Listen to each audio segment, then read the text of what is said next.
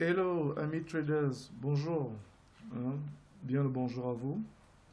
Je suis très heureux de vous avoir ce lundi pour une analyse intraday. Voilà. Nous sommes le 2 novembre 2020 et il est 7h48. Donc, en ce moment, je prends la vidéo, il est 7h48. Et certainement, vous l'aurez euh, dans l'après-midi, mais cela n'est pas grave. Eh bien, ceci est la première vidéo de Selfie Trading. Vous pardonnerez le fait que la vidéo ne soit peut-être pas, le son ne soit peut-être pas très correct, peut-être la qualité de la vidéo image, peut-être pas, mais il fallait bien que je commence. Alors, vous qui me suivez, je vous envoie un mail qui vous annonçait que je m'étais décidé à lancer le programme Selfie Trading.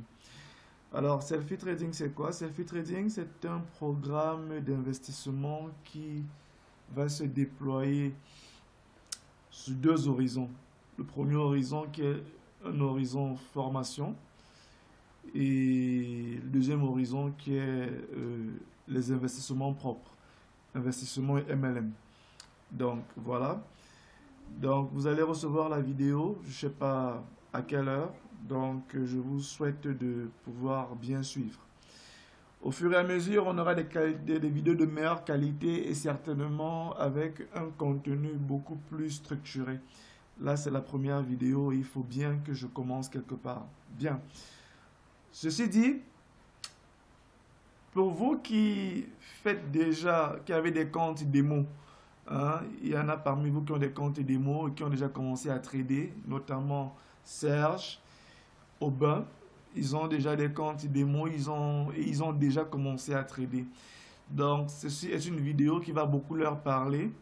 Mais vous qui n'avez pas encore commencé à trader, je vous invite de pouvoir configurer vos comptes de démo, vos comptes de démonstration chez le broker Exness, puisque vous tous qui me suivez là présentement, vous êtes affiliés chez Exness et vous êtes certainement mes filleuls.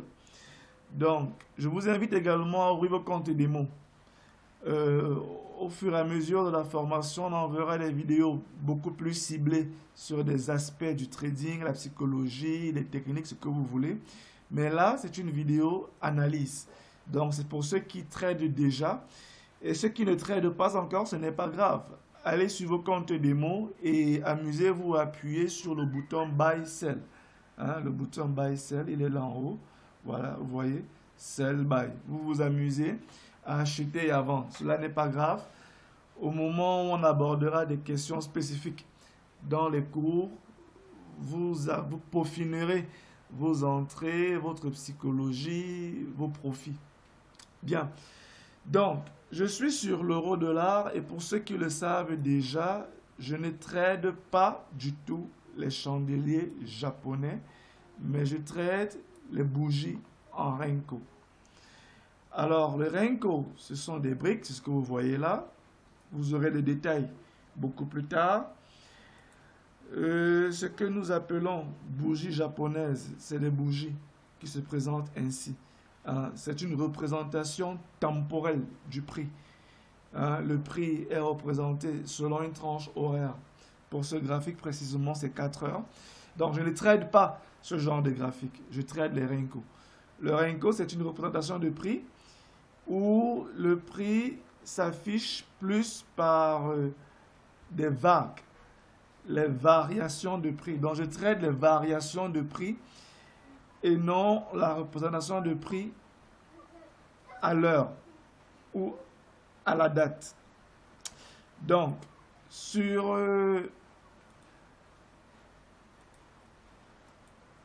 mon Renko, ce graphique de Renko est configuré en 16 pips. Donc, chaque brique fait 16 pips. Donc, sur ce graphique-ci, ok, quand je dézoome comme ça, j'ai un graphique Renko qui est baissier en mois.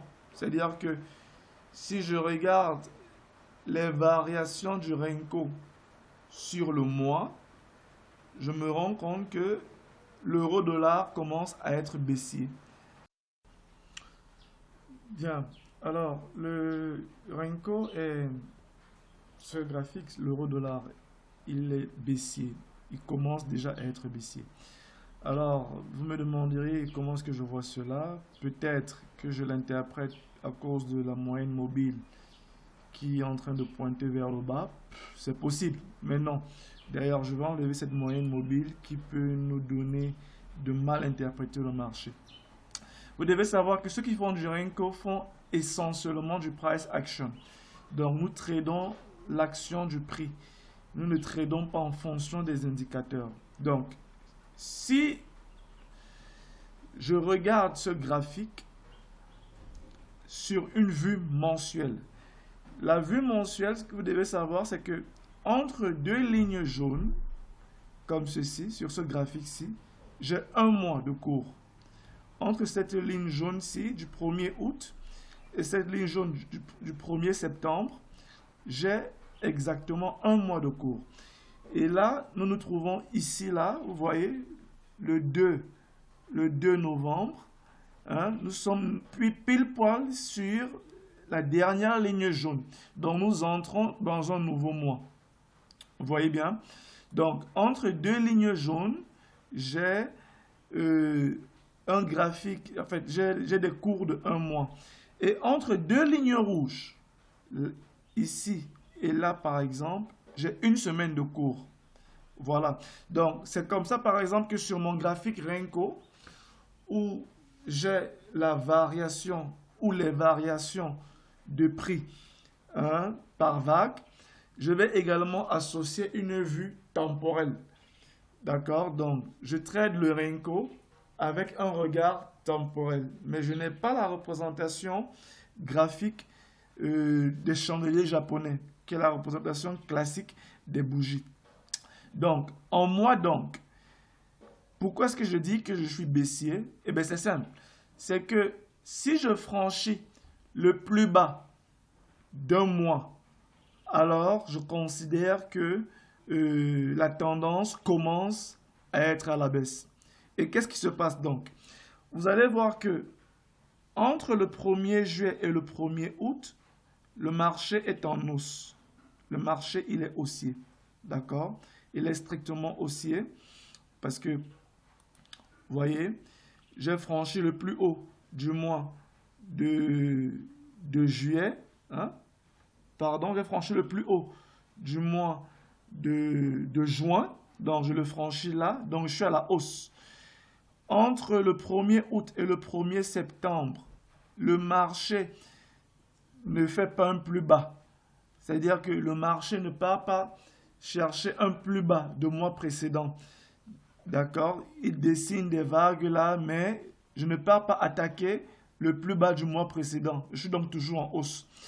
Mais qu'est-ce qui se passe entre le 1er septembre et le 1er octobre? C'est que à ce niveau de prix, exactement, c'est-à-dire ce niveau de prix qui est le 1,1648, l'euro-dollar a franchi un plus bas mensuel. C'est-à-dire que j'ai dépassé le plus bas du mois d'août. Donc, entre septembre et octobre, j'ai dépassé un plus bas. Le plus bas dans ce mois, c'est 1,1712. Donc, je l'ai dépassé, je l'ai franchi là, à ce niveau. Donc, à partir de ce moment, ici, le 24 septembre, je peux considérer que le marché est en train de pointer vers une tendance baissière. Comment est-ce que je m'organise donc? Alors, à partir de ce moment, je cherche des opportunités à la baisse.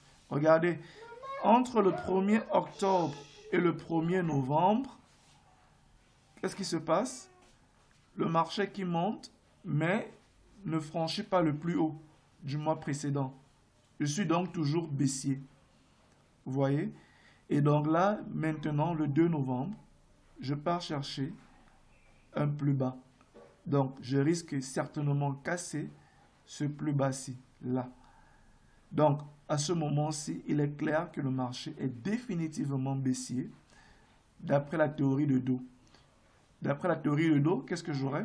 J'aurai un plus bas, un plus bas, un plus bas. Donc, j'aurai 3 plus bas, beaucoup plus bas, et j'aurai un plus haut, et j'aurai 2 plus hauts, de plus en plus bas.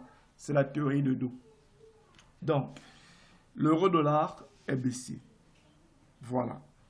Donc, un marché baissier ne veut pas dire que le marché baissera et ne remontera plus jamais. Sinon, vous voyez ici, on a observé une légère hausse. D'accord? Bien, donc, j'ai fait mon analyse sur une unité de temps. Je vais dire sur une échelle de vue mensuelle. Je vais donc revenir sur une vue hebdomadaire et une vue journalière. Bien. Donc, ici, là, sur ce graphique-ci, c'est toujours l'euro-dollar, hein, c'est toujours l'euro-dollar. Sur ce graphique-ci, entre deux lignes jaunes, cette fois-ci, c'est une semaine de cours qui se sont écoulés. Et entre deux lignes rouges, cette fois-ci, c'est une journée de cours. Vous voyez, à gauche. À droite, c'est toujours l'euro-dollar, mais sous une échelle beaucoup plus petite. Entre deux lignes rouges, ici, c'est 4 heures. Et entre deux lignes jaunes, c'est 24 heures, une journée de cours. Bien. Voilà, donc le marché donc est baissier. Parce que le marché est baissier, je vais attendre que le marché remonte sur certains niveaux psychologiques du prix. Donc, moi j'attends le marché sur ce niveau de prix 1,1656 et sur ce niveau de prix ici à peu près 1,1684. Donc, si l'euro-dollar atteint ce niveau de prix, j'ai déjà mis une alarme. Si le marché arrive là et cherche à redescendre, alors je suis vendeur. Si le marché atteint le plus haut, je veux dire atteint ce niveau de prix 1,1684 et cherche à redescendre, je suis vendeur. Donc je vais vendre et mon objectif cette fois-ci, c'est cette ligne bleue. D'accord? Donc voilà par exemple comment est-ce que je compte me déployer cette semaine et particulièrement ce lundi sur l'euro-dollar. En se disant que, vous voyez ici, j'ai un plus haut journalier. Si le marché ne franchit pas, ne dépasse pas ce plus haut-ci pour atteindre les 1,1712, je continue à être vendeur. Mais si le marché atteint le 1,1712 sur les prochains jours, avant la fin de la semaine, alors pour les restes des jours, je serai acheteur, je chercherai des opportunités à l'achat. Donc, voilà que s'achève la vidéo d'analyse intraday pour la semaine du 2 novembre 2020 sur l'euro-dollar. Merci bien et je vous souhaite de passer une bonne semaine.